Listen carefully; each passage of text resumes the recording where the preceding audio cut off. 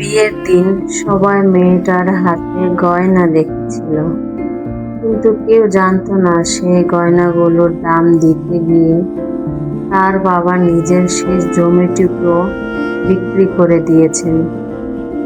নাদিয়া ছিল তার বাবার একমাত্র মেয়ে। ছোটবেলা থেকে বাবা তাকে রাজকন্যার মতো আগলে রেখেছিলেন। নাদিয়া যখন যা চাইতো বাবা চেষ্টা করতেন তা পূরণ করতে। যদিও তিনি খুব ধনী ছিলেন না, টুকরো জমি আর একটা ছোট দোকান ছিল তার সম্বল।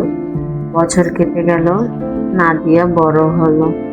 একদিন তার বিয়ের কথা পাকাপাকি হলো। ছেলেপক্ষ ভালো ছিল, নাদিয়াও বেশ খুশি ছিল। কিন্তু বিয়ের খরচের চিন্তায় তার বাবার রাতের ঘুম হারাম হয়ে গেল। কারণ সারা জীবনের সঞ্চয় দিয়েও সব খরচ মেটানো সম্ভব ছিল না। তবুও তিনি কাউকে কিছু বুঝতে দিলেন না। দিনে দোকান, রাতে হিসাব, এভাবেই চলছিল। একদিন নাদিয়া দেখলো তার বাবা চুপচাপ বসে আছেন, মুখটা খুব ক্লান্ত। সে জিজ্ঞেস করলো, বাবা, কি হয়েছে? বাবা হেসে বললেন, কিছু না মা, বয়স হচ্ছে তো। নাদিয়া আর কিছু ভাবেনি। বিয়ের দিন চলে এসলো। সবাই বলছিল মেয়েটাকে কত সুন্দর গয়না দিয়েছে, কত সুন্দর আয়োজন। নাদিয়া শুধু বাবার মুখের দিকে তাকিয়েছিল।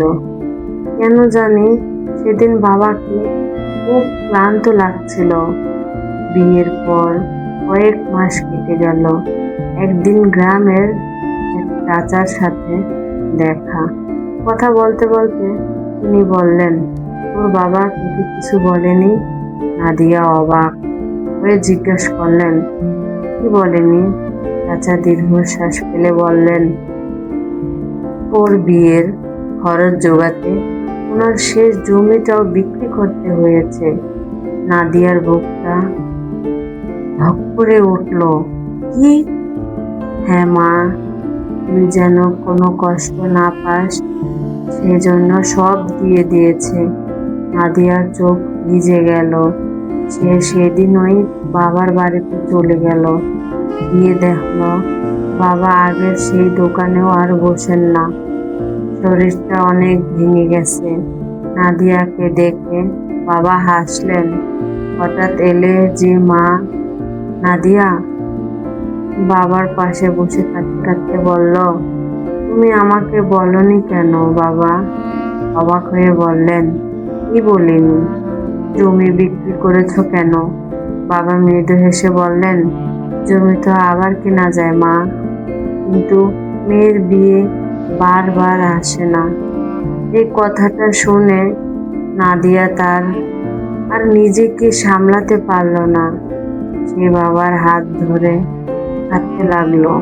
কারণ সে বুঝতে পেরেছিল যে মানুষটা তাকে সবচেয়ে বেশি ভালোবেসেছে সে কখনো নিজের ত্যাগের হিসাব দেয় না।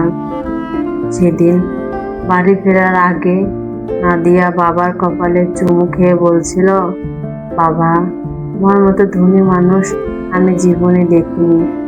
বাবা হেসে বললেন, আমার সব সম্পদ তো তুই মা।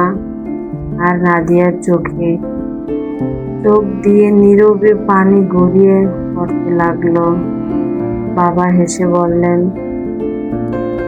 মা, কাঁদিস না মা। বাবারা কখনো বলে না তারা কত কষ্ট করেছে, কারণ সন্তানের হাসির কাছে তাদের সব ত্যাগই ছোট হয়ে যায়। সাবস্ক্রাইব করে পাশে থাকুন।